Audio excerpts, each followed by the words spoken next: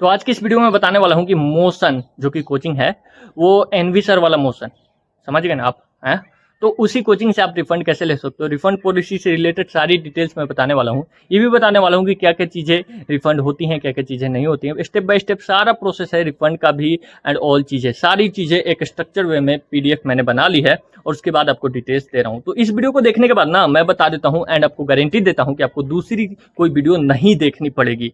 तो सबसे पहले बात करते हैं नॉन रिफंडेबल चीज़ें क्या होती हैं। तो रजिस्ट्रेशन फ़ी, फॉर्म फ़ी या फिर जो भी मतलब की फ़ी होती है, वो अर्ली फ़ी जो आप रजिस्ट्रेशन के लिए या फिर फॉर्म के लिए भरते हो वो नॉन रिफंडेबल होती हैं। एडमिशन का स्कॉलरशिप टेस्ट का जो फ़ी होता है वो नॉन रिफंडेबल होता है। कुछ एक आध केसेस होते हैं, 99 में से एक केस हो गए कि हाँ उसमें रिफंड किया जाता है। तो हो सकता है ना कि कोई वैलिड प्रूफ दिया गया हो या फिर वैलिड प्रूफ देने पे कोई इमरजेंसी या फिर कुछ ऐसा चीज़ हो तो उसमें रिफंड हो जाता है। ठीक है, किट अमाउंट जैसे कि बैग्स हो गए, स्टडी मटेरियल्स हो गई एंड बुक्स हो गई, वो आपको नॉन रिफंडेबल में आते हैं। ठीक है, जीएसटी एंड टैक्सेस तो नॉन रिफंडेबल में आते हैं, आपको पहले से ही पता है। ठीक है, हाँ। एंड अब बात करते हैं कि ऑफलाइन कोर्सेस एंड उसके बाद ऑनलाइन की भी बात करेंगे। ऑफलाइन कोर्सेज के रिफंड आप कैसे ले सकते हो एंड क्या क्या चीज़ें होती हैं। ठीक है, हाँ। सबसे पहली चीज़ जान लो कि जो कि ट्यूशन फी होती है वही आपको रिफंडेबल में आती है। स्कॉलरशिप जो होती है वो रिफंडेबल में नहीं आती है, आपको एक्चुअल ट्यूशन फी से रिफंड अमाउंट किया जाता है। ठीक है, एक्चुअल ट्यूशन फी से आपकी डिडक्शन होती है एंड वो ही अमाउंट आपका रिफंड होता है। ठीक है, तो 0 से 15 दिन के अंदर अगर आपने मतलब कि रिफंड के लिए रिक्वेस्ट कर दिया तो आपको 20% के डिडक्शन के साथ आपके सारे अमाउंट दे दिए जाते हैं। 100% अमाउंट नहीं दिए जाते हैं किसी भी कोचिंग में, क्योंकि रजिस्ट्रेशन फी एंड बाकी सारी चीज़ों का इन लोगों का अलग पॉलिसी होता है, तो वो सारी चीज़ें होती हैं। ठीक है, हाँ। 16 से 30 दिनों के अंदर वो अगर करते हो रिक्वेस्ट कि हाँ रिफंड चाहिए तो आपको 40% डिडक्शन के साथ एंड और भी चीज़ें हैं।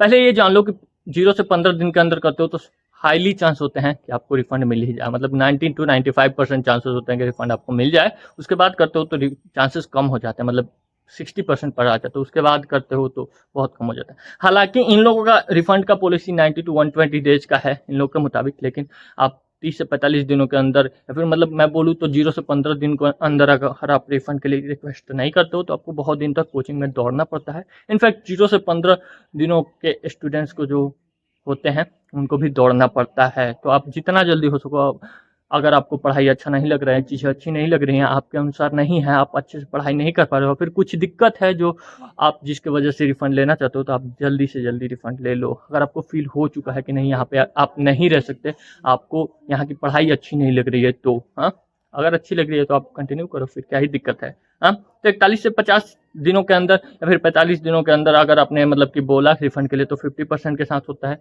46 से 60 दिनों के अंदर 60%, 60-61 से जो भी चीज़ें हैं मतलब कि 15-15 दिन का बढ़ा लो आप, हाँ, 61 से 90 दिनों के अंदर आप करते हो तो 70% एंड उसके बाद करते हो जो कि 90 से 120 दिनों के अंदर होता है, तो उसमें रिफंड लेके भी क्या फ़ायदा, 4-5 हज़ार का ही आपको रिफंड मिलेगा। वही चीज़ें होती हैं, 90 to 95% कट हो जाती हैं। ठीक है, हाँ।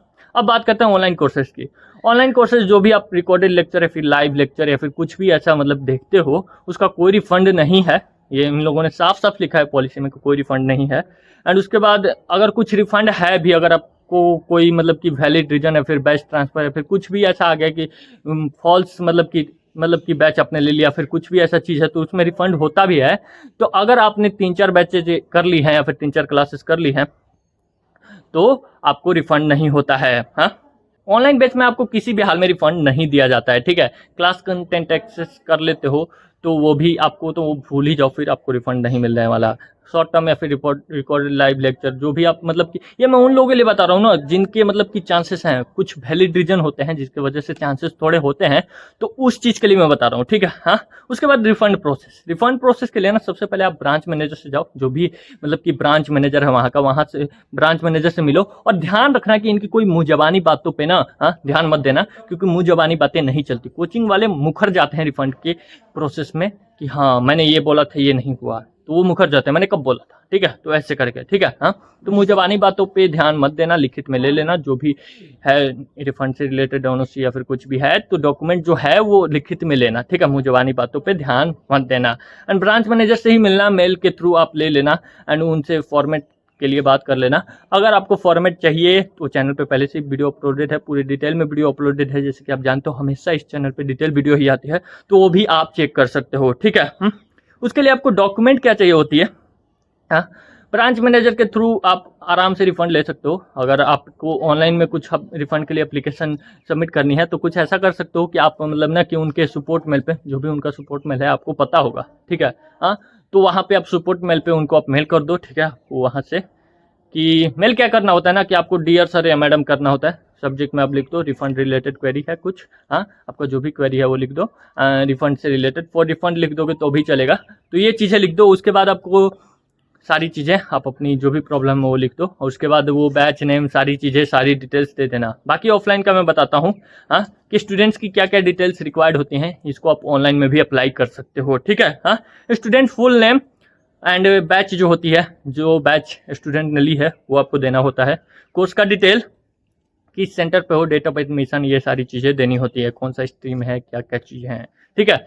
रीजन फॉर रिफंड, जैसा कि मैंने बताया था कि कोई भी रिफंड के लिए अगर आप डायरेक्ट बोल देते हो कि नहीं आपको रिफंड चाहिए, पढ़ाई अच्छा नहीं हो रहा है, तो आपको रिफंड नहीं मिलता है। कोई आपको वैलिड रीजन देना होता है, जो कि वैलिड रीजन कुछ ऐसा हो सकता है कि आप मतलब ना कि फाइनेंशियल इशू दिखा दो, पेरेंट्स का ट्रांसफर दिखा दो, या फिर कोई मेडिकल इशू या फिर मेडिकल रीजन दिखा दो। ये बहुत ही स्ट्रॉन्ग वैलिड प्रूफ होते हैं जिससे आपको चांसेस बहुत ही जाते हैं, बहुत ही ज़्यादा क्या मतलब मिल ही जाते हैं। इन सारे वैलिड प्रूफ है ना, ये सारे रीजन्स है ना, और इनके वैलिड प्रूफ आपके पास हैं, डॉक्यूमेंट एंड ऑल चीज़ है, तो आपको रिफंड देने से कोई मना ही नहीं कर सकता यार, हाँ।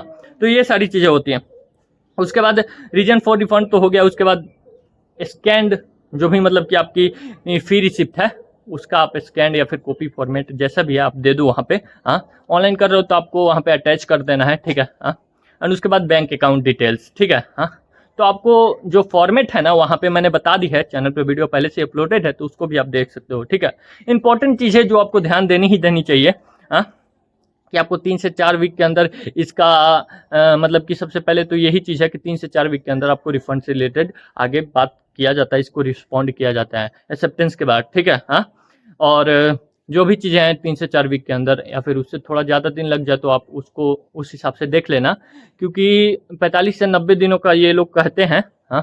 लेकिन 3 से 4 वीक के अंदर आपको नहीं आता है तो आप एक बार जाके ब्रांच मैनेजर से बात कर लेना, रिफंड का बात कर रहा हूँ, रिफंड नहीं आता है तो, ठीक है, हाँ। अगर आप मतलब ना कि वहाँ से कोचिंग सेंटर से निकाल दिए गए हो या फिर एक्सपेल कर दिए गए हो किसी डिसिप्लिनरी एक्शन में, या फिर कोई मतलब कि आप मतलब कि डिसिप्लिन का तोड़ा है आपने, या फिर कुछ भी ऐसा किया है जिसकी वजह से आपको निकाल दिया गया है वहाँ से, तो आपको रिफंड नहीं मिलेगा। ये बहुत ही इंपॉर्टेंट है। तो अगर आपने ऐसा कुछ कर दिया है तो आपको रिफंड नहीं मिलेगा। अगर आप कंज्यूमर फाइल करने भी जाते हो तो इनके पॉलिसी के अनुसार, गवर्नमेंट के भी अनुसार आपको रिफंड नहीं मिलेगा, ठीक है, हाँ। रिफंड ट्यूशन फी पे ही अप्लाई होती है जैसे मैंने बताया था, और ये लोग ट्यूशन फी पे ही देंगे आपको रिफंड, पूरा स्कॉलरशिप एंड ऑल चीज़ें ये सारी चीज़ों पे नहीं देंगे, ठीक है। तो इतनी ही वीडियो थी, ये वीडियो पूरी डिटेल में थी। इसके बाद आपको कोई भी चीज़ें ऑनलाइन सर्च नहीं करनी पड़ेगी, एंड ना ही करो तो अच्छा है, क्योंकि पूरी वीडियो डिटेल में है। और उसके बाद भी अगर आपको कोई दिक्कत आती है, कोई इशू आता है ना, तो आप मुझे डायरेक्ट इंस्टाग्राम पे, जैसे कि आपको इंस्टाग्राम यहाँ पे दिख रहा होगा स्क्रीन पे कहीं पे, तो यहाँ पर भी दिख रहा होगा, तो इंस्टाग्राम पे डायरेक्ट मुझे मैसेज कर सकते हो, आपको हेल्प मिल जाएंगे।